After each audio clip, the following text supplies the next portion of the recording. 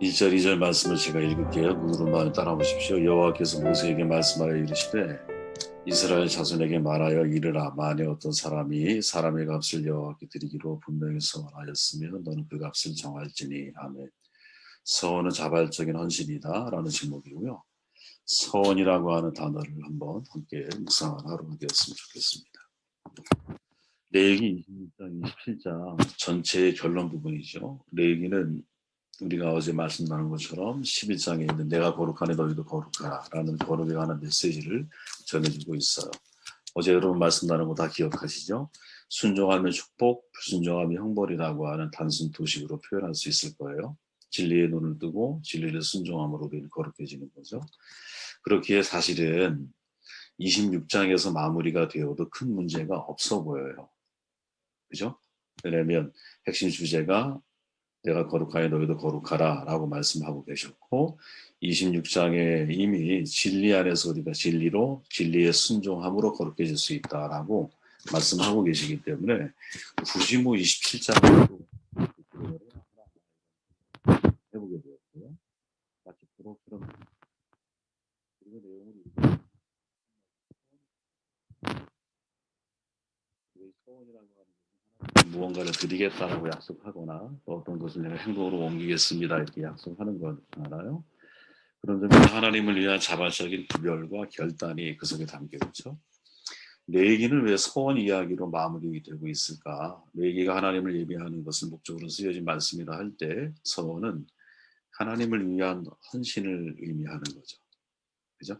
하나님을 위해서 내 자신을 드려야 된다. 그런 점에서 하나님을 향한 예배의 절정이 서원입니다. 자신을 드림으로 참된 워시퍼라 그러죠. 예배자가 되는 것이죠. 우리가 여러분 기억하시겠지만 한나는 아들을 주시면 드림을 약속하죠. 그리고 그 약속은 그대로 이행이 됩니다. 힘들게 얻은 아들을 주님께 바친다라는 것 정말 고귀한 헌신이죠. 우리는 하나님을 향해 어떤 헌신을 해야 할까 이것을 저와 여러분이 생각하는 오늘 마지막 시간이 되었으면 좋겠어요. 2절 말씀을 여러분들이 읽으셨기 때문에 바로 들어가면 서원은 자발적인 헌신이라는 거죠. 왜? 만일 어떤 사람이 사람의 값을 여호와께 드리기로 분명히 서원하였으면 드림을 결정하는 것은 사람입니다. 우리 스스로 결정을 하는 거예요. 하나님이 우리에게 강요하신 게 아니에요. 자발적인 헌신이라는 거죠. 여러분 잘 알지만 성경에는 서원에 관한 다양한 이야기들이 소개되고 있거든요. 가장 먼저 서원이 나온 사람이 누구냐? 야곱이죠. 창세기 28장에 보니까 야곱이 서원하여 이르되 하나님이 나와 함께 계셔서 내가 가는 이 길에 나를 지켜주시고 먹을 것 입을 옷을 주시고 내가 평안히 아버지 집에 돌아오게 하시면 여호와께서 나의 하나님이 되실 것이고 내가 기둥으로 세운 이 돌이 하나님의 집이 될 것이고 하나님께서 내게 주신 모든 것 10분의 1을 내가 반드시 하나님께 드리겠나이다 하였더라. 아멘. 야곱이 서원하여 야곱은 서원하고 그 약속을 하나님이 이루셨을 때 자기의 서원을 그대로 이행을 하죠. 한나 역시 서원을 통해 아들을 얻잖아요. 또 그녀도 역시 그 서원할 때 했던 약속을 그대로 지킵니다. 아주 올바른 서원의 예가 성경에 분명히 기록이 되어져 있죠. 그러나 반면에 사사기 11장 같은 경우에 보면 사사 입다가 암몬과의 싸움에서 자신이 승리하게 되면 집에 돌아올 때 집에서 가장 먼저 나를 반기는 사람을 여호와께 번제로 드리겠다고 서원을 하잖아요. 하필 나온 게 자기 딸이야. 예. 그것을 이행했는지 안 했는지가 정말 불분명하거든요. 그러나 우리가 그 사건을 통해 깨달을 수 있는 것은 야 이건 매우 경솔한 서원이다. 왜? 본인이 왜 타인의 생명을 결정을 해요? 그죠? 본인의 동의 없이 한 서원이 과연 올바른 서원일 수 있는가라는 질문을 우리에게 던져주고 있다는 거죠. 서원은 아름다운 헌신의 표현이거든요. 동시에 하나님이 한 분만을 위해서 거룩한 구별이에요. 성경에 보면 여러분 구별된 두 종류의 사람이 있거든요. 하나는 레위 지파, 또 하나는 나실인이에요. 그죠? 다 들어보셨죠? 레위인은 출애굽 이후에 하나님께서 제사장 나라로 세우기 위해서 구별하신 사람들이잖아요. 그리고 그들에게는 기업이 없어요. 왜? 하나님이 직접 기업이 되시기 때문에 그래요. 그죠? 레위란 뜻이 연합하다, 결합하다라는 뜻이거든요.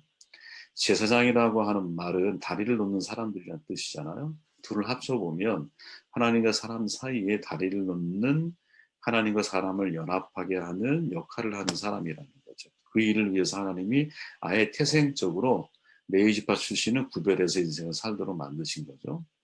나시린이라고 하는 것은 원래 의미 자체에 구별된 자라고 하는 뜻을 가지고 있어요. 그러니까 이스라엘 백성 중에 성별에 상관없이 내가 하나님을 위해서 헌신하기로 서원한 사람을 가리키거든요.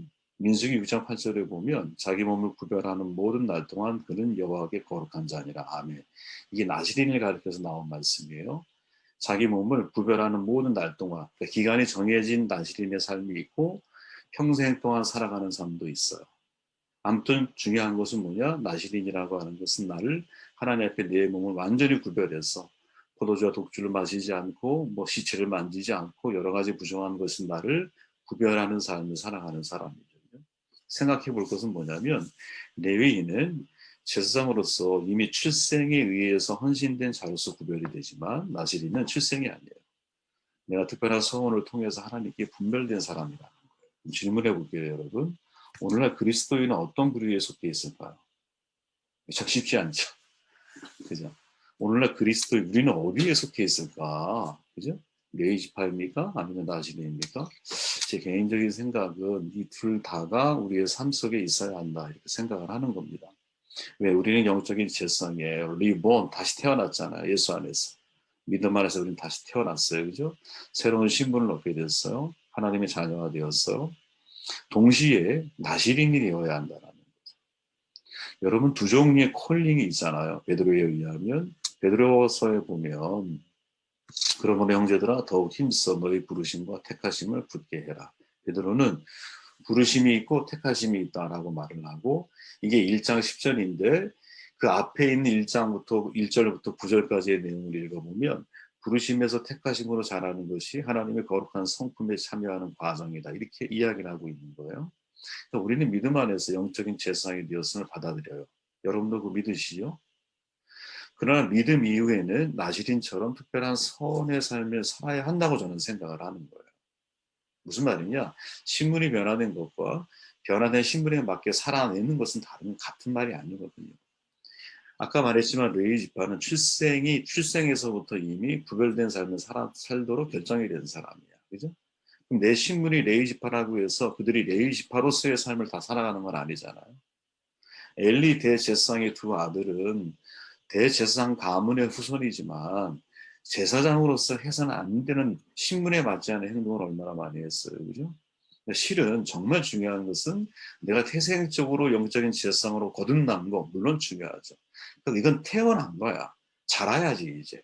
그럼 자라야 하는 과정 속에 우리에게 필요한 게 뭐냐? 나시린과 같은 하나님 앞에 내 자신의 인생을 드려려고 하는 자발적으로 나를 구별하려고 하는 이 태도를 가지고 살아야 한다는 거죠. 성경은 항상 두 가지 흐름이 있다고 그랬잖아요. 어떠한 서신을 읽어도 구원을 말하고 그 다음에 구원 그 이유를 다루는 거거든요. 항상 이 두 구조가 계속적으로 연결이 되고 있어요. 우리는 분명히 하나님 안에서 새로운 피조물이 되었거든요. 신분적인 변화예요. 우리가 이 사실을 믿고 있다면 새로운 피조물로서의 이제는 삶을 결단해야 한다는 거죠. 마치 나시린처럼 자신의 삶을 구별하고 내가 하나님 앞에 내가 이거 내가 정말 하나님을 위해서 이 물질을 드리고 하나님을 위해서 내 시간을 드리고 하나님을 위해서 나의 어떤 삶의 목표를 내가 하나님 앞에 드리려고 하는 이런 각오가 또 이러한 결단이 우리 가운데 같이 맞물려 가야 되지 않겠나 이런 생각을 해보게 됩니다. 우리 14절 말씀을 함께 볼게요. 만일 어떤 사람이 자기 집을 성별하여 여호와께 드리려 하면 제사장이 그 우열간의 값을 정할지니 그 값은 제사장이 정한 대로 될 것이며 서원은 진정성이 있어야 된다는 거예요. 우리가 앞에 2절 말씀을 보면 사람의 값을 여호와께 드리기로 분명히 서원하였으면 너는 그 값을 정해라. 값을 정하라는 내용이 나와요. 그리고 지금 우리가 읽었던 14절도 역시 자기 집을 성별하여 드리려면 제사장이 우열간의 값을 정해야 한다라고 말을 해요. 그리고는 다 읽어보셨겠지만 8절까지는 사람의 값을 정하고 13절까지 가축의 값을 정하고 15절까지 집의 값을 정하고 25절까지 밭의 값을 정하는 거예요. 왜 제사장은 값을 정할 것을 명령하고 계시느냐. 13절 15절에 보니까 물으려면이라고 하는 단어를 주목해야 돼요. 되돌린다는 거잖아요. 다시 말하면 서원을 한 이후에 이를 물을 수 있는 경우에 대한 규례라는 거죠. 서원을 했는데 도저히 그 서원을 지킬 수가 없게 된 거야. 예. 물론 민수기 30장 같은 경우에 보면 여러분 서원이 성립되지 않은 경우가 있어요. 내가 서원을 해도 이게 성립이 안 되는 경우가 있어. 예를 들어서 시집 안 간 처녀가 서원을 했는데 아버지가 동의하지 않아. 무효가 돼요. 결혼한 여자가 서원을 했는데 남편이 동의가 없어. 그럼 또 무효가 돼요. 왜 그럴까? 가정의 질서가 소중하다라는 거지. 어떠한 서원이든 가정과 충분히 상의되고 협의된 가운데서 올바른 결정을 하고 올바른 서원을 할 수 있어야 된다는 거죠. 대단히 신중하게 해야 한다는 거죠. 신중을 요구하기 때문에 서원을 한 이후에는 지체하지 말고 갚으라고 명령을 하고 있는 거죠. 그죠? 그렇다면 보세요. 민수기 30장의 예외의 경우를 제외한 다른 경우는 어떻게 해야 되느냐 이 말이에요. 예를 들어서 만일 흔히 들어보는 얘기잖아요, 여러분. 내가 구원받고 예수를 믿은 이후에 자식을 낳았어. 이 자식을 목회자로 하나님께 드리기로 내가 소원을 했어. 다행히 아들을 얻었어. 이제 아들을 그렇게 키우는 거야. 근데 이 아이가 성장하면 도무지 부모의 뜻을 따라주지 않아요. 그럼 어떻게 해야 할까요? 그래도 억지로 신학을 시켜야 됩니까? 목회자로 만들어야 되나요? 이 자식을 보니까 도무지 적성에 맞지도 않고 의욕도 없어요. 여건도 안 돼요. 관심조차도 없어요. 그런 사람을 목회자로 세우는 것을 하나님이 기뻐하실까? 이런 질문을 던지지 않을 수가 없다라는 거지. 그죠? 어떤 땅을 팔아서 하나님께 드리겠다고 가정을 한번 해보세요. 갑자기 그 땅이 도시계획에 묶여버리는 거야. 부동산이 막 하락을 해요. 엎친 데 덮친 격으로 사업도 안 돼요. 도대체 아무리 노력을 해도 내가 약속한 건축 건물을 드릴 길이 없어졌어요. 어떻게 하면 좋을까요? 어떻게 하면 좋을까? 이런 상황이 있을 수 있다라는 거지. 항상. 그죠? 진정 내가 마음으로 서원을 했는데 어쩔 수 없이 그 서원을 지킬 수 없는 상황이 벌어지게 되었을 때 어떻게 제사장을 찾아가서 서원의 값을 갚는 것으로 대신하게 했다라는 거지. 하나님은 우리를 보실 때 정말 중요하게 보는 것은 네가 서원한 것을 지키려고 하는 건 너무 중요하죠. 그러나 그것을 지킬 수 없는 상황에 대해서 하나님은 억지로 그것을 강요하고 억지로 그것을 끝까지라도 관철시키시려고 하는 분이 요구하시는 분이시냐? 그게 아니라는 거지. 인간의 한계와 연약함을 하나님이 잘 알고 계신다는 거죠. 그래서 구체적으로 남자 같은 경우는 20에서 60세는 50세겔, 1세겔이 보통 4데나리온이에요. 데나리온은 남자의 하루 일값이거든요. 그러면은 4일 품삯이잖아, 그죠? 5, 4, 20이면 한 200일 정도 몸값이잖아, 그지? 200일. 그러면 1년치 연봉 조금 안 되는 거겠지, 그죠? 그 정도의 돈을 어떻게 내가 서원한 것을 지키지 못했을 때에 물어야 할 값으로 정하신 거예요.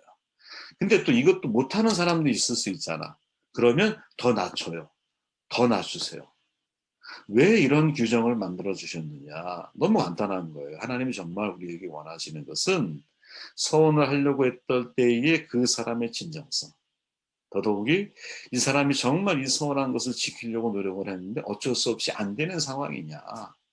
아니면 전혀 거기에 대해서 노력을 하지 않고 있는 사람이냐.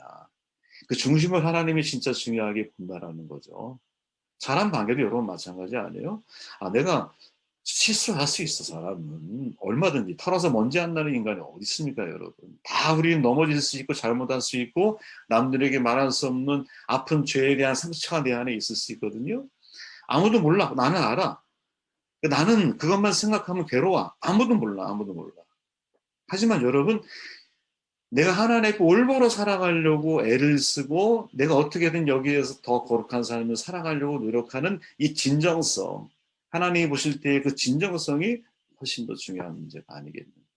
그래서 하나님이 여러분 거꾸로 반대로 싫어하시는 게 있어요. 그게 뭐냐? 10절, 12절에 보니까 가축의 값을 정하는데 우열간 바꾸지 못할 것이요. 우열간 값을 정하니라는 말이 있잖아요. 이 말 왜 하는가? 예를 들어 이런 말이에요. 이 탈무드에 나오는 이야기 아닙니까? 동전을 이렇게 그리고 얘기가 맞나 모르겠어요. 여러분도 읽어보셨을 텐데 하나님께 이제 헌금을 드리려고 그래요. 동전을 하늘로 확 던지면서 하나님, 하늘에 머물러 있는 것은 당신 것이고 땅에 떨어지는 것은 내 겁니다. 그런 이야기가 나오잖아, 그죠? 똑같은 그런 이야기인 거죠. 소가 시름시름 알아요. 하나님이 손을 살려주면 새끼를 낳아서 한 마리를 하나님께 내가 드리겠습니다. 잘 키워가지고 드리겠습니다. 새끼를 정말 소가 건강해진 거야. 새끼를 정말 낳아. 4마리나 낳았어. 그 중에 한 마리가 1년이 되기 전에 죽었어요. 그러니까 주인이 속으로 하는 말이, 아, 이 죽은 소 내가 이거 하나님 앞에 드리려고 했던 소인데, 아, 이따위 생각을 하고 있는 거죠. 그죠? 이걸 하나님이 싫어하신다는 거죠. 이걸. 그죠? 우리는 이 하나님의 마음을 이 본문 속에서, 서원이라고 하는 본문 속에서 읽어낼 수 있다라는 거예요. 아, 하나님은 서원 못 지킬 수 있어. 그러면 또 다른 방법을 마련해서 그 사람 형편에 따라 더 낮추시기도 해. 이유가 뭐냐? 반드시 지키라고 말씀하시면서 왜 이런 규정을 만들어 주셨느냐? 중요한 건 진정성이다라는 것이, 우리의 진정성. 마지막 28절 말씀을 읽고 말씀 정리할게요. 어떤 사람이 자기 소유 중에서 오직 여호와께 온전히 바친 모은 것은 사람이든 가축이든 기업에 바치든 팔지도 못하고 무르지도 못하나니 바친 것은 다 여호와께 지극히 거룩함이며 온전히 바쳐진 그 사람은 다시 무르지 못하나니 반드시 죽일 죄이다. 아멘. 서원에 대한 중요한 교훈을 전하죠. 사람이든 가축이든 기업이든 바치든 팔지 못하고 무르지 못한다. 이미 바쳐진 것은 다 여호와께 지극히 거룩하다. 이미 구별된 거다. 다시 말하면 하나님의 약속을 중요하게 여기신다라는 거죠. 우리가 이거 하나만 기억해도 저는 오늘 말씀의 핵심을 잘 붙드는 거라고 생각을 합니다. 생각해 보세요, 여러분. 하나님 공의로운 분이잖아요. 그러니까 죄는 심판받아야 돼. 죄가 있는데 없다고 하면 공의로운 분이 아니에요. 근데 동시에 하나님은 사랑이잖아요. 그러니까 죄로 인해 사망이라는 형벌을 받아야 되는데 하나님은 사랑이시기 때문에 이에서 벗어나기를 원하세요. 공의와 사랑이라고 하는 이 두 가지 공존하기 어려운 이 딜레마 속에서 하나님의 아들 예수님이 자원해서 자기 자신을 헌신해서 드린 게 십자가예요. 그죠? 사랑을 작정하신 하나님께서 동시에 공의로운 분이기 때문에 인간의 잘못에 대한 대가를 대신 지불하신 것, 이게 십자가잖아요. 그죠?